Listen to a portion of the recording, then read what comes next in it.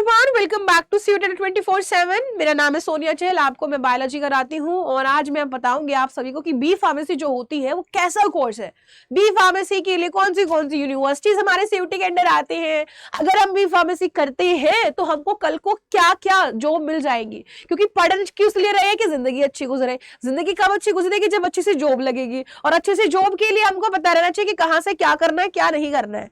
ठीक है, अब देखो स्कोप यूनिवर्सिटी तो मैं आपको बताऊंगी, बट उस सभी से पहले हर बहुत से बच्चों की उम्मीदें हैं कि घर से बैठ के पास हो जाए, फिर से कोरोना आ जाए। तो जो कोरोना टाइम आपका ये आया था, यहाँ पे आपको एक चीज तो समझ में आई होगी कि हमारी जो टेक्नोलॉजी इंडस्ट्री है, टेक इंडस्ट्री है, वो बहुत ज्यादा डेवलप हो रही है।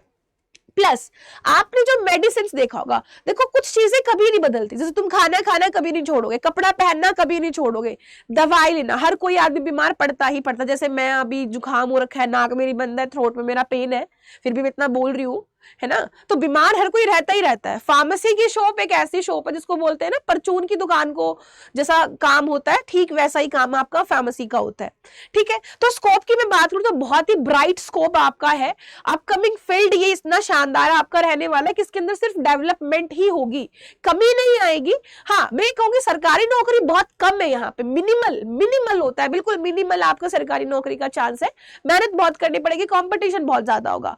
बट अगर आप प्राइवेट सेक्टर में भी जाते हो तो B pharmacy is the course जो आपको बहुत बढ़िया पैसा, बहुत बढ़िया पैकेज आपको दिला देगा।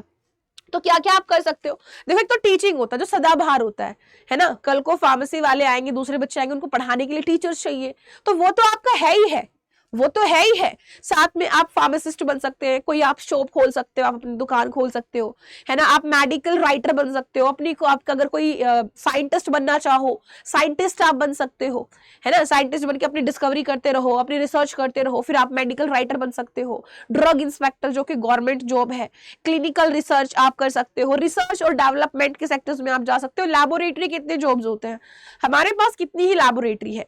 इवन मेरा खुद का फोरेंसिक बैकग्राउंड है, बट मैंने भी देखा है कि जहां पे मैंने अपनी गवर्नमेंट जॉब करी थी तो मेरे अंडर वहां पे काफी सारे लोग थे जो कि बी फार्मा करके आए थे, और उनका काम था ड्रग को डिटेक्ट करना। यानी कि और अगर मैं सिंपल भाषा में इन शॉर्ट कहूं कि आपका जो फ्यूचर है बड़ा ही ब्राइट है बी फार्मेसी के अंदर। अब यूनिवर्सिटी हमारी जो है कौन सी है? सेंट्रल यूनिवर्सिटी है, स्टेट यूनिवर्सिटी है, डीम्ड यूनिवर्सिटी है, प्राइवेट है, और आपकी बहुत सारी। देखो, हम जो मेन बात करने वाले हैं वो इनके लिए बात करेंगे, क्योंकि ये दो हमारी पॉकेट फ्रेंडली है। ये दो कैसी है? हमारी पॉकेट फ्रेंडली है। डीम्ड यूनिवर्सिटी प्राइवेट है तो ऐसी है कि भैया हम एवरेज मिडिल क्लास लोगों के बस की बात नहीं है, अंत का ही पैसा चाहिए। जैसे आपने सुना होगा LPU हो गया, चितकारा यूनिवर्सिटी हो गया, जिसका फीस लाख में जाता है, तो वो तो हम नहीं करते, है ना। अगर हमको उतना ही पैसा देना होगा तो अपने आसपास बथेरी यूनिवर्सिटी है, नोएडा के MIT बहुत है ना, बथेरी है। तो हम यहाँ पे मेन फोकस इनके ऊपर करेंगे, हालांकि मैं आपको डीम्ड वाले भी बता दूंगी। देखो, सबसे पहले आपके पास जो यूनिवर्सिटी आती है वो आती है गुरु घासीदास विश्वविद्यालय। अच्छा, एक काशीदास भी है, बच्चे ना बहुत सारे कंफ्यूज हो जाते हैं। काशी और घासी ये अलग अलग है ना। अब यहाँ पे आपके पास जो क्राइटेरिया है, क्राइटेरिया क्या है कि आपको जनरल टेस्ट देना पड़ेगा। यहाँ पे आपके पास यहाँ पे PCM होनी चाहिए, PCM हो, PCB हो। अगर आपको यहाँ पे एनरोल करना है तो आपको GT देना पड़ेगा along with your English subject. देखो, इंग्लिश तो कंपलसरी है। एक लैंग्वेज अगर मैं यहाँ पे लिखूं या ना लिखूं तो ये मान के रखना, इंग्लिश लैंग्वेज, इंग्लिश या हिंदी कोई भी एक लैंग्वेज, ये कंपलसरी है ही है। लैंग्वेज तो आपको चूज करनी ही करनी है। इसके अलावा मैं आपको GT बता दूंगी किसमें GT है, किसमें GT नहीं है। अच्छा हाँ, यहाँ पे आपका एज का भी है। इन्होंने बोला है कि मैक्स टू मैक्स 22 साल का बच्चा हो सकता है। अगर कोई 23 साल का विद्यार्थी है तो उसको एडमिशन नहीं है बी फार्मा के अंदर। ये यहाँ पे लिखा हुआ है एज क्राइटेरिया। वैसे नॉर्मली CUT में नहीं होता है, बट बहुत सारे ऐसे हैं यूनिवर्सिटीज जो एज क्राइटेरिया भी रखते हैं। ठीक है, दूसरा हमारे पास आता है, ये आपका घासीदास जी का ही है। ठीक है, जी तो मैं इसलिए बोल रही हूँ, बस है वही, है ना। बाकी तो यूनिवर्सिटी है। यहाँ पे लिखा हुआ है जनरल टेस्ट आपका रिक्वायर्ड है। नेक्स्ट हमारी आती है हेमवती नंदन भागुना घरवाल यूनिवर्सिटी। अब ये जो यूनिवर्सिटी है, इस यूनिवर्सिटी के अंदर सेम वही PCB या PCM होना चाहिए, है ना। बट यहाँ पे आपके पास जनरल टेस्ट नहीं देना, आपको यहाँ पे इस यूनिवर्सिटी के लिए जनरल टेस्ट नहीं देना। और ये हमारी सेंट्रल यूनिवर्सिटी है, घासीदास भी और ये भी दोनों ही सेंट्रल यूनिवर्सिटी है। यहाँ पे आपके पास क्राइटेरिया है कि मिनिमम आपकी 17 ईयर एज हो, मिनिमम इतना हो। अगर आप 16 साल के हो तो नहीं कर पाओगे, बहुत सारे बच्चे तो जो गैप लेके करते हैं। तो यहाँ पे इन्होंने स्पेसिफाई कर रखा है कि age of 17 years on and before 31 दिसंबर जो भी है पूरी हो जानी चाहिए। 17 साल मिनिमम एज आपकी हो। मैक्सिमम इसने नहीं बोला कि इतने के बाद एडमिशन नहीं मिलेगा, जो घासीदास ने कहा था कि 22 साल के बाद एडमिशन नहीं है, इन्होंने ये नहीं कहा। इन्होंने कहा कि 17 साल का तो कम से कम बच्चा हो तभी हम एडमिशन देंगे। जीटी है नहीं, इंग्लिश और पीसीबी चलेगा यहाँ पे, इंग्लिश पीसीबी या फिर पीसीएम कोई भी चलेगा, मैथ्स वाले बच्चे भी दे सकते हैं ना। तो ये पीसीबी, पीसीएम और इंग्लिश ये सब में कॉमन है ना। फिर आती है हमारी असम यूनिवर्सिटी आती है।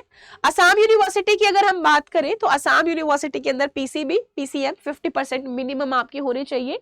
इंग्लिश चाहिएगा, डोमेन चाहिए होंगे। जीटी आपको यहाँ नहीं देना है, जीटी आपको यहाँ पे नहीं देना है, आपको जीटी असम यूनिवर्सिटी के लिए नहीं जरूरी है।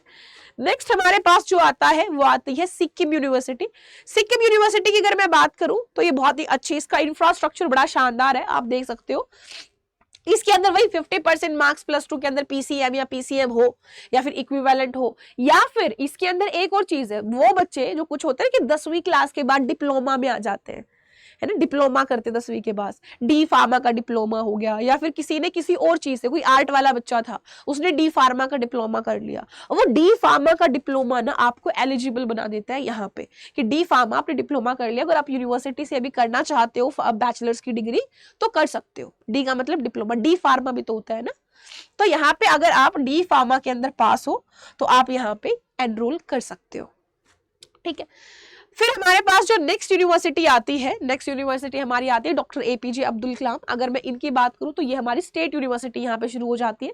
देखो हमारी असम वाली गुरु घासीदास वाली, और जो हमारी दूसरे नंबर पे क्या है, मैं नाम उल्टा सीधा ना बोल दूं, है ना, हमारा हेमवती वाली, असम हेमवती घासीदास यूनिवर्सिटी, ये हमारी ऐसी यूनिवर्सिटीज है जो सेंट्रल यूनिवर्सिटीज है।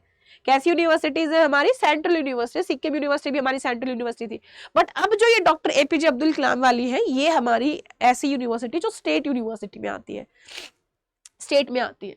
एक्सक्यूज मी, थोड़ा सा नाक बह रही है, तुम्हारे फार्मेसी में बड़ा काम आएगा हमारा नाक का बहना। चलिए, तो स्टेट यूनिवर्सिटी जो हमारी है वो हमारे यहाँ पे doctor APJ Abdul Kalam technical है। यहाँ पे जीटी आपको नहीं देना है, अगेन प्लस इंग्लिश प्लस आपका जो डोमेन रहेंगे वो कोई भी आपका डोमेन रह सकता है, पीसीएम रहे या पीसीबी रहे, जीटी आपको यहाँ पे नहीं देना है, जीटी आपके लिए यहाँ पे रिक्वायर्ड नहीं है, ठीक है। नेक्स्ट हमारे पास जो आएगी, कौन सी आएगी, ओपीजेएस यूनिवर्सिटी हमारी आएगी चुरू राजस्थान के अंदर। मेरे को पर्सनल फेवरेट है ये मेरी university, personal favourite reason being कि इसका जो डेकोरम है वो बड़ा अच्छा है स्टेट के अंदर, और प्लस आपको ज्यादा दूर जाना नहीं पड़ेगा। जो बहुत से बच्चे यूपी एमपी के हैं वो असम तो नहीं जाएंगे, है ना, असम सिक्किम नहीं जाते, है ना, बहुत ही न्यू हो जाता है। बट पहली बात ये आपकी नियर बाय में पड़ेगा जो राजस्थान के आसपास के लोग हैं, प्लस राजस्थान यूनिवर्सिटी एक ऐसी यूनिवर्सिटी है जिसका जो कंटेंट लेवल होता है ना वो अदर यूनिवर्सिटीज के कंपैरेटिवली थोड़ा हाई चलता है ना। तो ऐसे धाकड़ यूनिवर्सिटी एक तरीके से राजस्थान यूनिवर्सिटी, ऐसा मैं कहना चाहती हूँ, ठीक है। तो आप अगर इसको चाहो तो मैं कहूंगी आप इसको प्रायोरिटी में जरूर डालें। सेंट्रल दो लोगे तो अलग है ही, मजा ही अलग है सेंट्रल के, बट स्टेट में सबसे पहले मैं आपको जो रेफर करूंगी मैं आपको यही करूंगी, ठीक है। चलिए, अब मैं इसकी बात करूं तो यहाँ पे 50% हमारा चाहिए, वही पीसीबी या पीसीएम। जनरल टेस्ट आपको देना पड़ेगा, यहाँ पे जनरल टेस्ट आपको रिक्वायर करना है। देखो घासीदास वाला था और ये दोनों में जनरल टेस्ट देना है, अभी तक किसी और में हमने जनरल टेस्ट नहीं दिया था। नेक्स्ट हमारे पास आता है महात्मा ज्योतिबा फुले रोहिलखंड यूनिवर्सिटी। अगर मैं इसकी बात करती हूं तो यहाँ पे हमारा पीसीबी पीसीएम 50% मिनिमम आपका होना चाहिए, मार्क्स 50% मिनिमम है। एक यूनिवर्सिटी है आगे दिखाऊंगी मैं जहाँ पे 40% भी क्राइटेरिया है, बट अदर यूनिवर्सिटीज जो रखती है 50 से लेके 55 तक का मिनिमल आपका नंबर होना चाहिए बोर्ड्स में ना। आपका जीटी आपको यहाँ पे भी नहीं देना है, only language and domain, right. Next हमारा जो स्टेट यूनिवर्सिटी है वो है गुरु गोविंद सिंह इंद्रप्रस्थ यूनिवर्सिटी। अगर मैं इसकी बात करूं तो ये भी काफी अच्छी यूनिवर्सिटी है और यहाँ पे आपको जीटी देना पड़ेगा, वही सेम चीज है 50% पीसीबी पीसीएम जीटी आपको देना पड़ेगा। तीनों सेक्शंस आपके यहाँ पे आएंगे, सेक्शन 1 2 3, राइट। अगर मैं बात करूं आपकी दत्ता मेघे इंस्टीट्यूट की, अब ये हमारी डीम्ड यूनिवर्सिटी है, ये हमारी डीम्ड यूनिवर्सिटी है। यहाँ पे क्योंकि ये डीम्ड है ना तो इसके अंदर एडमिशन बहुत इजीली हो जाता है, क्योंकि कोई बच्चा चूज बहुत कम करते हैं, हर कोई सेंट्रल या स्टेट चाहता है। तो यहाँ पे क्राइटेरिया आपका जो 40% का चलता है, मैंने कहा था ना 40 वाली भी मिलेगी आपको, 40% चाहिए बस यहाँ पे आपको। अगर आप बैकग्राउंड से किसी बैकवर्ड क्लास से बिलोंग करते हैं, अगर आप जनरल कैटेगरी से बिलोंग करते हैं तो आप 45% पे भी कर दोगे, ठीक है। पीसीबी पीसीएम जीटी यहाँ पे आपको नहीं देना है। डीम्ड यूनिवर्सिटी के लिए हार्डली कहीं आप जीटी देते हो, डीम्ड में नहीं आता जीटी, ठीक है। उसके बाद हमारी जो नेक्स्ट आती है, नेक्स्ट हमारी कौन सी आएगी, गुरुकुला कांगरी यूनिवर्सिटी आती है और यहाँ पे हमारी इंग्लिश और पीसीबी आएगी। और आपकी मिनिमल एज इन्होंने कंप्लीट वही 17 ईयर वाली बता रखी कि 17 साल का कम से कम बच्चा हो। इंग्लिश और आपका फिजिक्स मैथमेटिक्स पीसीबी या पीसीएम कॉम्बिनेशन, नो जीटी। यहाँ पे भी आपका जीटी नहीं है, नहीं है। आगे देखिए, आगे हमारे पास नेक्स्ट आती है गुरुकुला, ये हमारे हो गई, ये अभी भी मैंने बताई ना। नेक्स्ट हमारी आती है कोहिनूर लक्ष्मी एजुकेशन फाउंडेशन। अगर मैं इसकी बात करूं तो यहाँ पे आपका 60% इन्होंने मांगा है, इन्होंने 60% मांगा है। इनका एक अलग ही फंडा है, इन्होंने कहा कि अगर आप 12th के बाद आ रहे हो तो मिनिमल 60% मार्क्स तुम्हारे हो, और अगर तुमने नीट में या फिर किसी आपके जो फार्मेसी के इंस्टीट्यूट्स होते हैं, फार्मेसी की यूनिवर्सिटीज होती है, वो अलग से टेस्ट लेती है, स्टेट हर यूनिवर्सिटी अपना अलग से भी टेस्ट लेती है सीयूटी के साथ साथ, तो उसके अंदर तुम अपीयर्ड होने चाहिए और क्वालिफाइड होना चाहिए, और मिनिमम तुमने 50% आपने स्कोर कर रखा हो, या फिर तुमने नीट क्वालिफाई कर रखा हो, ठीक है, क्वालिफाइड कर रखा हो आपने, ठीक है। तो ऐसा कुछ इन्होंने कहा है, ठीक है। तो आई थिंक ये तो कोई नहीं जाएगा जो कहेगा मैडम पहले ही टेस्ट क्लियर करना फिर सीयूटी भी क्लियर कर रहे हैं, तो ये सबसे लास्ट में जाता है। बट हाँ, इसका जो प्राइवेट यूनिवर्सिटी है इसकी वैल्यू बहुत ज्यादा है, इसका मतलब काफी अच्छा है। अब प्राइवेट वाली कुछ ऐसे भी तो यूनिवर्सिटी जो बहुत शानदार यूनिवर्सिटीज होती है, पैसा जितना लेंगी उतना वधी होता है, बट मैं आपको कहूंगी चुरू वाली, राजस्थान वाली, राइट। आगे देखो, आगे आता है Hindustan institute of technology and science. अच्छा, ये जो हमारी है ना, ये भी काफी अच्छा है हमारा, ऐसा नहीं है। यहाँ पे हमको वही again 50% criteria, PCB English, no GT, no GT. हमको जीटी पिछले वाले पे भी नहीं देना था, इस पे भी नहीं देना है, कोई जीटी नहीं देना, ठीक है। चलिए, तो ये थी हमारी भैया यूनिवर्सिटीज जो हमारी हो गई है, ठीक है। अब देखो, आपको ये यूनिवर्सिटीज चाहिए तो सीधी सी बात है, सीयूटी तो क्लियर करना पड़ेगा, और सीयूटी क्लियर करना पड़ेगा पढ़ के, ढंग से पढ़ोगे तो ही आपका हो पाएगा, अदरवाइज तो फिर भूल जाओ कि अगर बिना पढ़े किसी का कुछ नहीं होता, पढ़ना आपको पड़ेगा।